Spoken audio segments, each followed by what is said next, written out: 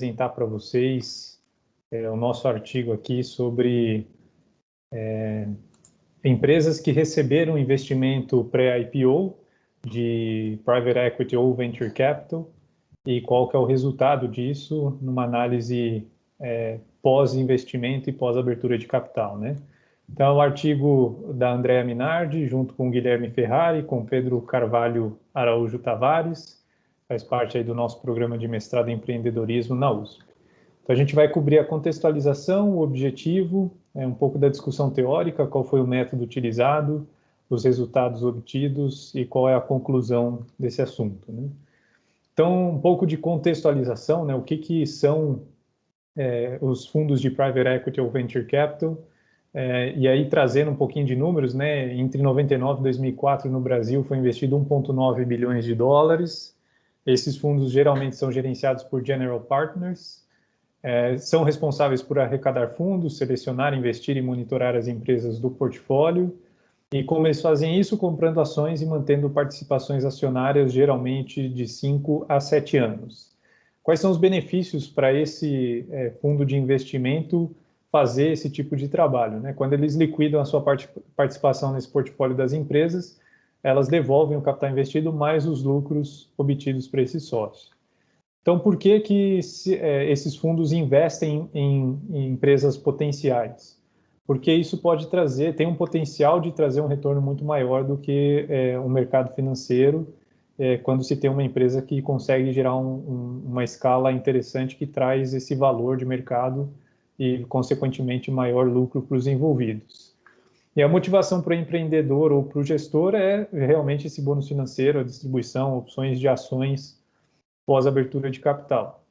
Então, nesse contexto do Brasil, de 2002 até 2008, tivemos nos 2002 a 2003, 6,7 bilhões em 14 ofertas públicas, e de 2004 até 2008, aproveitando a bonança econômica que o país vivia, tivemos 160 ofertas públicas envolvendo 148 bilhões de reais, porém em 2008 com uma queda abrupta aqui, muito devido à crise financeira mundial que passamos. Então esse é um pouco do cenário contextual que o artigo aborda, né? Então o objetivo aqui justamente é investigar se as empresas que tiveram investimentos de PE/VC pré-IPO tiveram melhor desempenho após a IPO no longo prazo, e esse longo prazo definido pelos autores como um primeiro ano, e do que empresas que não passaram por esse tipo de investimento, né? Então, a fazer essa análise comparativa. Então, eu trouxe alguns autores que os autores deste artigo abordam, né? Trazendo aqui numa linha do tempo o que eles disseram e qual que foi a base teórica para se fundamentar essas resoluções encontradas, né? Então, em 91, o Ritter indica que empresas mais jovens e em crescimento tem a pior performance pós-IPO. Então, isso foi uma constatação tida pelo Ritter. O Agarwal, Leal e Hernandes, em 93, analisaram mercados brasileiro, mexicano e chileno nos anos 80 e identificaram que, sim, no primeiro momento, os IPOs brasileiros têm um underpricing, mas a estratégia de comprar e reter por 3 anos trouxe um retorno de 47%, que é interessante. Em 95, o Ritter se junta ao Logan, confirma sua teoria de 91 e compara IPOs e SEOs no período de 5 anos, mostrando que realmente a pior performance no primeiro ano é o que, comparado aos próximos 4, é o que pior acontece, né?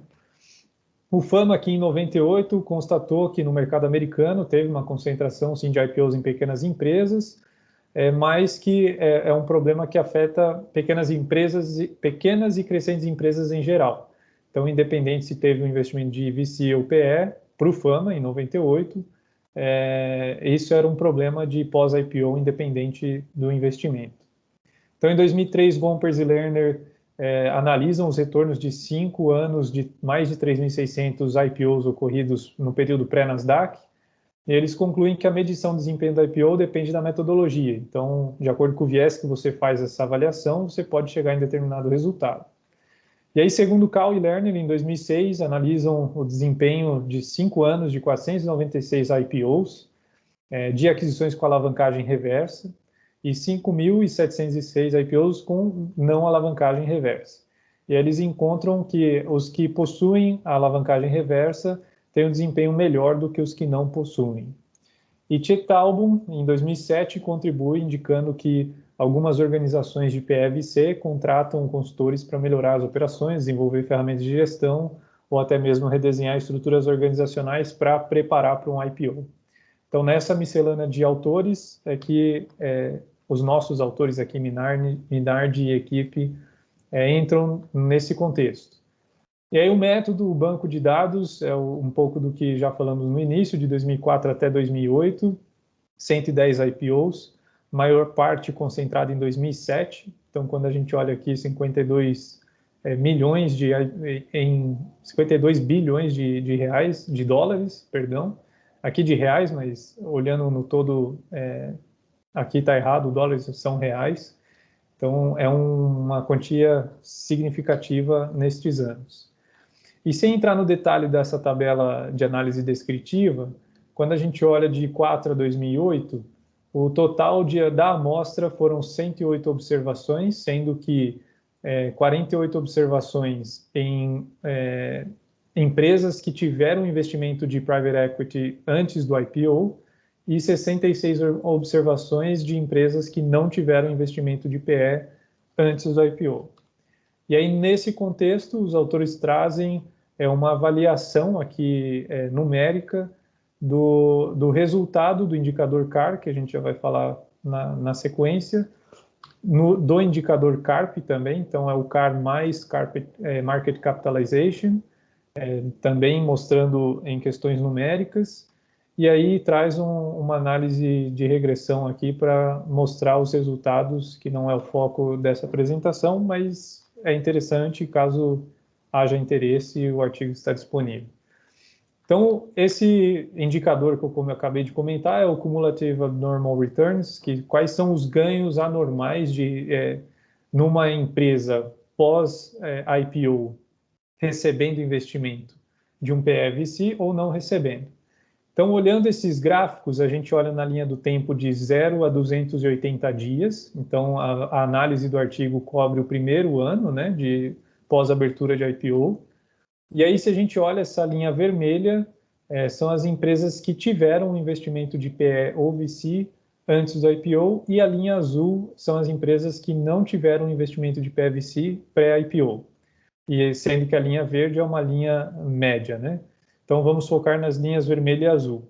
Quando a gente compara nesse gráfico, mostrando os IPOs entre 2004 e 2008, que é a principal amostra, a gente tem no B e no C a amostra quebrada, mas olhando no período como um todo, a gente tem uma discrepância bastante significativa aqui de quase 20 pontos percentuais, mostrando uma melhor performance de empresas que tiveram investimento de PE pré-IPO. Quando a gente quebra de 4 a 6 e de 2007 a 2008, essa amostra se preserva, então empresas que tiveram um investimento de PE/VC pré-IPO continuam performando melhor do que as que não tiveram, e da mesma forma em 2007 e 2008 a gente vê uma diferença desses indicadores. E aí, quando a gente olha o CAR mais Market Capitalization, a gente continua com a medição de 0 a 280 dias e com as mesmas linhas, né? A linha vermelha para as que tiveram investimento de Private Equity e a linha azul para as que não tiveram. Então, quando a gente olha num horizonte de 260 dias, novamente, as empresas que tiveram investimento, elas se sobressaem frente às que não tiveram esse investimento. E da mesma forma nos períodos de 4 e 6 e 2007 e 2008. Então, a conclusão que a gente chega nesse artigo, né, indicado pelos autores, mostra que os IPOs apoiados por PE/VC têm um melhor desempenho a longo prazo do que os IPOs não apoiados por PE/VC no período de emissão de 4 a 2006. IPOs apoiados por PE/VC lançados entre 4 e 6 têm uma média desse CAR, desse índice, de um ano igual a 13,72%, enquanto IPOs sem o lastro de PE, menos 3,23%. Então, a gente vê uma diferença de performance das empresas de quase 17 pontos percentuais. IPOs apoiados por PE emitidos entre 7 e 8 têm uma média CAR de um ano igual a menos 38,45%, enquanto IPOs não apoiados por PE têm menos 44,87%. Então, a conclusão que chegamos é que, de fato, empresas que obtiveram esse investimento de PVC pré-IPO são empresas que melhor performam no primeiro ano da sua vida útil aí pós-IPO. Ok? Muito obrigado